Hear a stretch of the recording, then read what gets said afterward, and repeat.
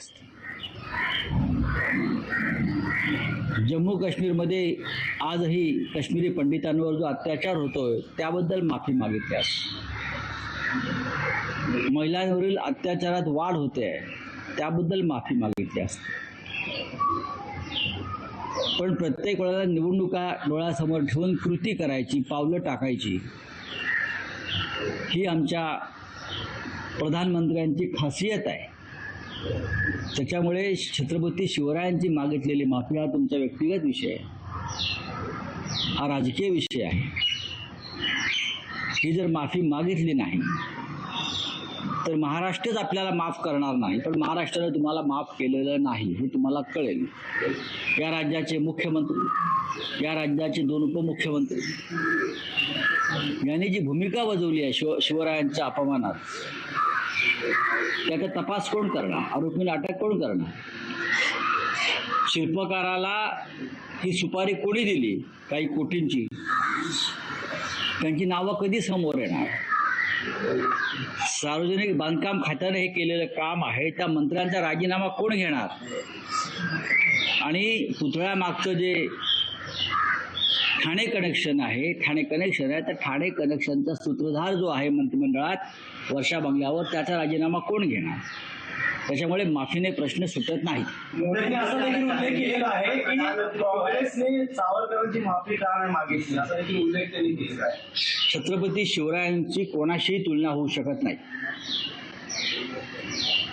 छत्रपती शिवरायांशी मी म्हणून तर म्हणतो ना, ही राजकीय माफी आहे. मी जे म्हणतोय, प्रधानमंत्र्यांना यात राजकारण आणायचं आहे. वीर सावरकरांचा विषय पूर्णपणे वेगळा. सावरकर आणि छत्रपती शिवाजी महाराजांची तुलना कदापि होऊ शकत नाही. वाटल्यास तुम्ही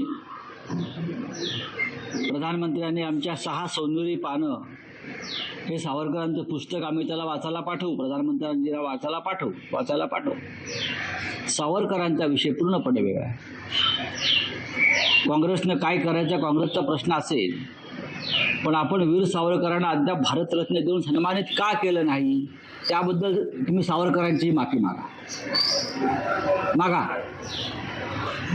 सर, मुझे जानना चाहिए, प्रधानमंत्री महाराष्ट्र में थे, आंदोलन की घोषणा हुई, उसको लेकर उन्होंने माफी मांगा. उन्होंने ये भी कहा कि पीएम पद के लिए मेरे नाम की घोषणा की गई थी, तो मैं छत्रपति शिवाजी महाराज के समाधि में जाकर मैंने ध्यान किया था. इस तरीके से देखते हैं घटना. ये प्रधानमंत्री कल महाराष्ट्र में आए थे, मुंबई में आए थे. मुंबई के लोगों ने उनके काले झंडे दिखाकर स्वागत किया. आप देखा होगा पालघर में गए, वहाँ भी आदिवासी मछुआरे हमारे जो है हजारों की संख्या में मोदी जी को काले झंडे दिखा रहे थे. मोदी गो बैक की घोषणा कर रहे थे.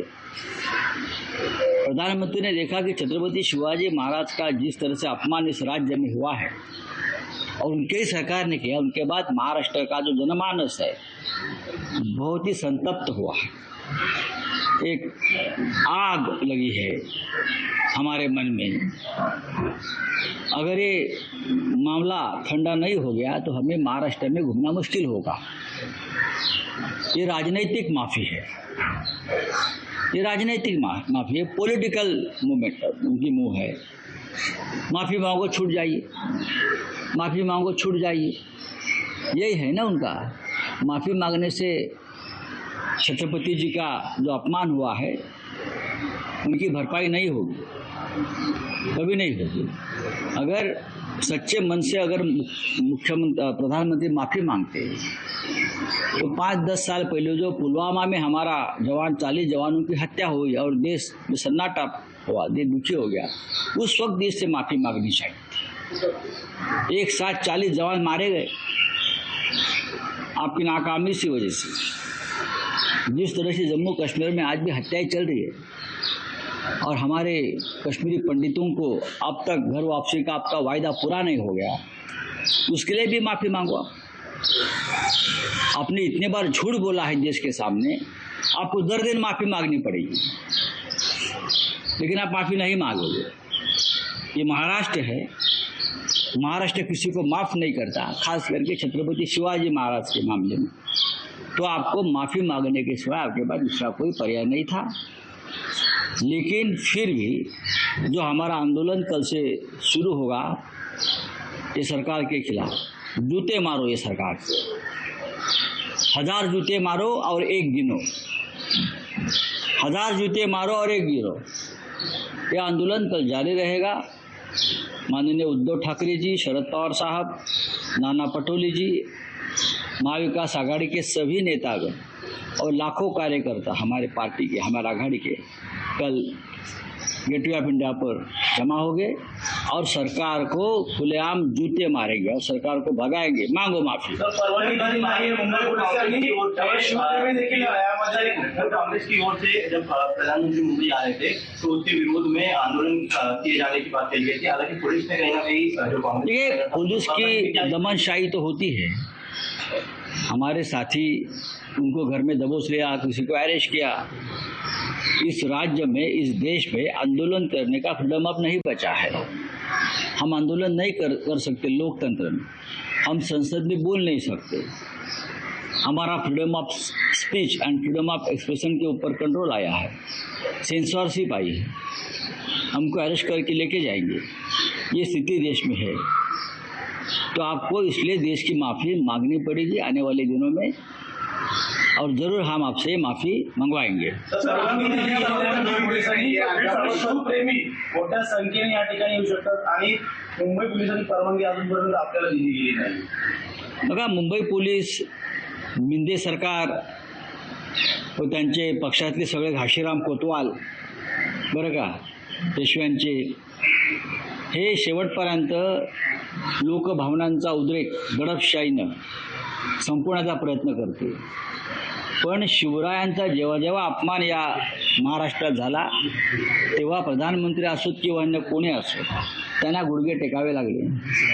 मोरारजी देसाई गुजरातचेच एक मुख्यमंत्री होते त्या काळात आपले, त्यांनी सुद्धा छत्रपती शिवाजी महाराजांचा अपमान केला होता आणि त्यांनाही नरेंद्र मोदीप्रमाणे शेवटी माफी मागावी लागली। हे मिंध्यांनी विसरणे मला आश्चर्य वाटतंय। मिंधे आणि त्यांच्या सरकारचं रक्त तपासावं लागेल, खरोखरच मराठी आहेत का? छत्रपती शिवाजी महाराजांचा इतका घोर अपमान होऊन सुद्धा ते लोकभावनेचा उद्रेक दडपशाहीनं खतम करू इच्छितात। त्यांचं रक्त मराठ्यांचं नसून काही वेगळं रसायन त्यात भरलंय का, हे शोधण्याची आज गरज आहे। चला, थँक्यू।